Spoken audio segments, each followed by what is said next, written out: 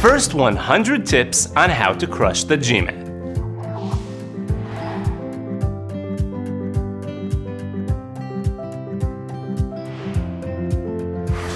Number 1.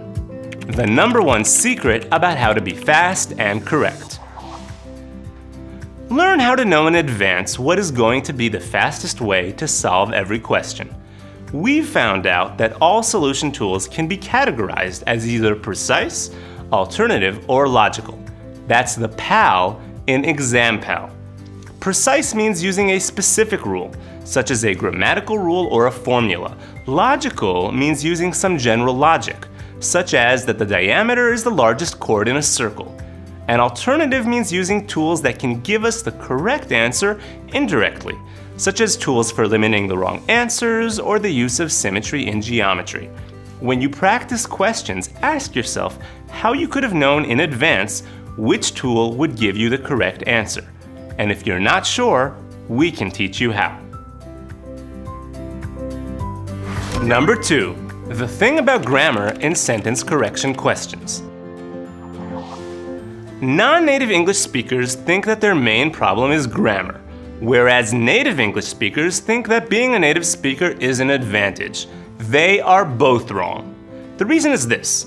Usually, non-native English speakers stick to the rules, missing the fact that around a third of the questions can be solved logically, and another third by eliminating the obviously wrong answers. Native speakers, on the other hand, tend not to memorize the rules at all. They try to feel intuitively what sounds right. This way, they miss the more complex questions, where the wrong answers sound good. The tip for all of you: improve your complete set of tools, not just the tools within your comfort zone. Number 3. How to complete the verbal section on time. Don't read all the answers to all of the questions. This is what most people do. They read the question and then read the answers one after the other, waiting for the right answer to convince them. Not only do they waste a lot of time, they're easily convinced by wrong answers. About a third of the verbal questions can be solved using the precise approach of just using the information given in the question. Another third require using some logic that's not in the question, and only about a third actually require using the answers, such as ones where the question is, which of the following weakens the given assumption? Number 4. Don't pay a lot, don't go for free. Getting the right test prep solution shouldn't cost too much. Students pay outrageous amounts for courses in which their money goes to waste on brick-and-mortar classrooms, books, and teachers' salary. Wake up! The GMAT is computer adaptive. On the other hand, using only the free information found on the net means that no one monitors what you do and gives you professional advice based on your individual performance. A few hundreds of dollars can get you a top-of-the-line preparation which adapts to your own way of thinking. Number 5. GMAT or GRE. If you're planning on doing an MBA or a similar financial master's degree, the answer is most probably GMAT. Here's why. First, although they usually don't admit it, most business schools trust the GMAT more than the GRE because it is focused on MBA skills. Just look at the reading comprehension topics, the integrated reasoning section, analytical writing topics, and more. Second, the GMAT is better suited for quantitative applicants. The quant is harder in the GMAT than it is in the GRE. No calculator, no skipping between questions, data sufficiency is harder than the GRE's quantitative comparison, and more. And third, the GRE verbal is crazy hard. Extreme vocabulary, complicated logic, and complicated question formats.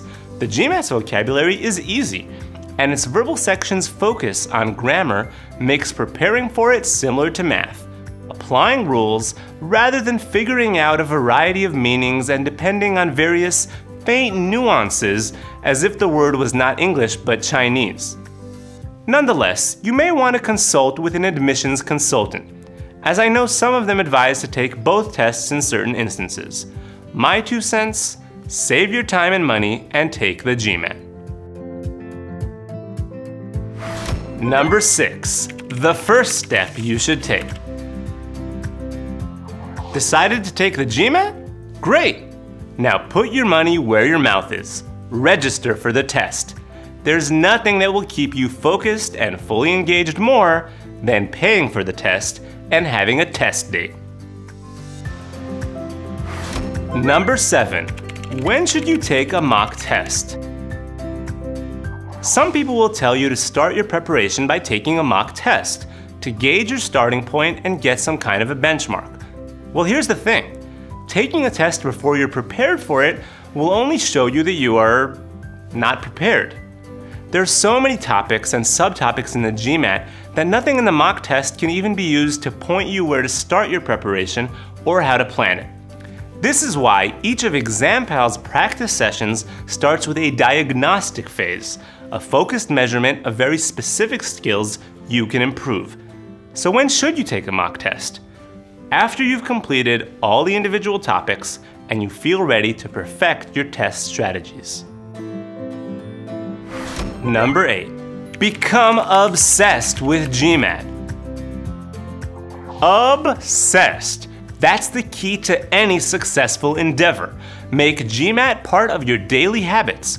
Brush your teeth thinking about the formulas you memorized yesterday night. Eat breakfast while thinking of yesterday's geometry lesson. Talk with guys at work about this new thing you just figured out about the concept of averages. Read the right magazines to help you with reading comprehension over lunchtime. And most importantly, plan a lot. Keep planning when to do each chore so that nothing is left to chance. Sure, you'll end up with a great score and no friends. But hey, you'll have all the time in the world to make up for that after the test. Number 9, how to stay laser focused during preparation. Clear away any distraction, physical or mental. Physically meaning clear your desk, put your cell phone on silent mode, prepare your notebook and anything else you might need. But more importantly, clear your mind. Don't run from your office straight to test prep while making a phone call and sending 2 emails. Take a break. Relax. Breathe. Clear your mind from any previous trauma you have from quadrilateral equations. Imagine you are an untouched trunk of a young tree. No axe ever hit you, no bird ever pooped on you. Your mind is clear and positive. Number 10, online, not offline. Have you ever seen how special forces train to operate behind enemy lines? They build a model of the town they're going into. Same houses, same doors, same interior. The same goes for you. The GMAT is computer adaptive. If you want to perform your best in real time, you must prepare for the test in the same environment as the one you'll encounter. This means getting used to the clock, knowing where all the buttons are, thinking what to write down in your scratch pad and how, using the integrated reasoning calculator the right way, and more. 11. Which books should you use for preparation? None. No books. Nada. The GMAT is computer adaptive. Books are neither a computer nor adaptive. Preparing for a computer adaptive test by using books is like preparing for a car race using a chair. Yeah, you get to sit, but you may want to use the official guide to GMAT for its questions. That's okay for some extra practice, but that's not what we're preparing for. The GMAT tests a skill called cognitive flexibility, which is your ability to change your set of tools quickly according to the changing sets of data. You need an adaptive software for that. Number 12, how to learn from your previous mistakes. When you get a wrong answer, don't conclude your research by saying, "I know exactly why I got it wrong, I'm an idiot." I'm not saying that's not true, but this is very hard to overcome. Now seriously, there are 3 aspects you need to look for in every mistake. The first one is professional. Did I forget a rule or a formula? Is there some logic that I missed? Maybe an alternative tool I could have used. The second aspect is that of pedantry. Did I mark the wrong answer because I answered the wrong question, such as looking for the area when I was asked about the perimeter? If so, the lesson should be writing down certain things on the scratch pad. Maybe writing down calculations instead of doing mental calculations. The third aspect, when it comes to mock tests, is strategy. Did I have enough time to solve this question? Should I give myself more time the next time around? Or should I have skipped this question in the first place? Number 13. How should you memorize vocabulary? If you're a native English speaker, most chances are that you will not need to memorize any vocabulary for the GMAT. If you're not, the key is to diversify the methods you use for memorization. Writing the words you don't know over and over, or just using flashcards will not get you very far. Try drawing the meaning of some of them. Breaking them down into separate words, subterranean. Write down sentences that associate them with familiar words. Try using them in your everyday life. The more creative you are, the more engaged your brain becomes in the process, and you will learn more faster. Number 14. How should you study grammar? Don't just memorize rules. Try to figure out the logic behind them. What you should memorize is an example that illustrates the rule clearly. For example, if you want to remember that present perfect is used when an activity started in the past and continues into the present, memorize a sentence such as, Brett has lived here since he was 8. Number 15. How should you memorize formulas? The simple answer is, don't.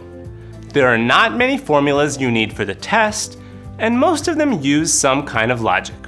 For example, the reason why the area of a kite is half the product of the kite's diagonals is that multiplying the diagonals will give us the area of a rectangle, and the kite is exactly half of that. Draw it, and you'll see the logic. That's the best way to remember what the formula stands for. And if you really have to, just use it over and over again. Write down or search the web for basic questions, or just solve our introductions until you get it. Number 16. When can you trust the given figure, and when should you not? Most figures in the test are accurate, but that's not always the case. You can definitely trust a figure that cannot be drawn differently, such as regular polygons. You must definitely not trust the figure in data sufficiency questions, as it is merely one example, but not necessarily the only one, of a drawing that fits the scarce data in the question. Number 17. How long should you prepare for the GMAT? Not too long, not too short. Allowing 6 months for preparation will only make you exhausted, and you'll most probably forget the things that you learned in the first months. Allowing just 2 weeks will not be enough to go over everything, let alone absorb new ideas. Using examPAL, you'll be able to prepare in 6 to 8 weeks, learning all that you need while focusing on just what you need. Number 18. How to create a 1-month study plan.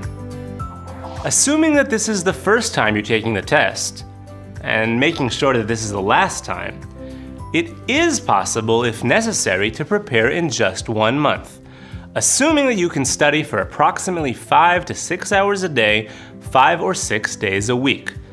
The total amount of preparation time for a native English speaker using examPAL should be around 100 to 120 hours. This is a bit intense, so if possible, we recommend spreading it out over 6 to 8 weeks. However, If you're a non-native English speaker, it is advisable to extend your preparation period by an additional month. This way, you'll have enough time to improve your verbal skills by reading daily and going over the grammatical rules. In order to generate your personal plan, just go to our blog on examPAL.com.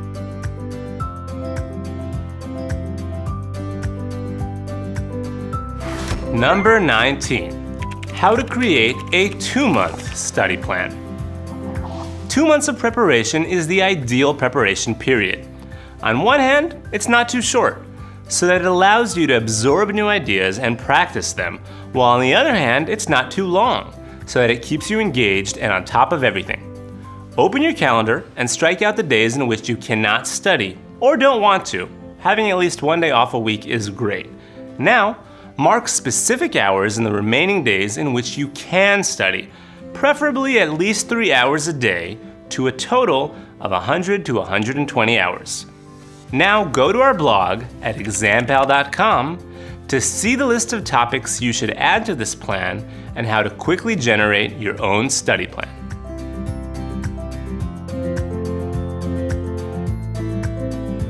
Number 20. How to create a 3-month study plan. A 3-month study plan is a bit too long, but if you're a non-native English speaker, it can be the right period of time for you. Take 1 month to improve your vocabulary, grammar, and reading pace, and in the next 2 months, follow my tip on how to prepare in 2 months. If you have serious time constraints that prevent you from putting in 100 to 120 hours in 2 months, spread your preparation over 3 months, but leave more room for revisions of previous topics. Go to our blog at examPAL.com to generate your personal plan accordingly. examPAL,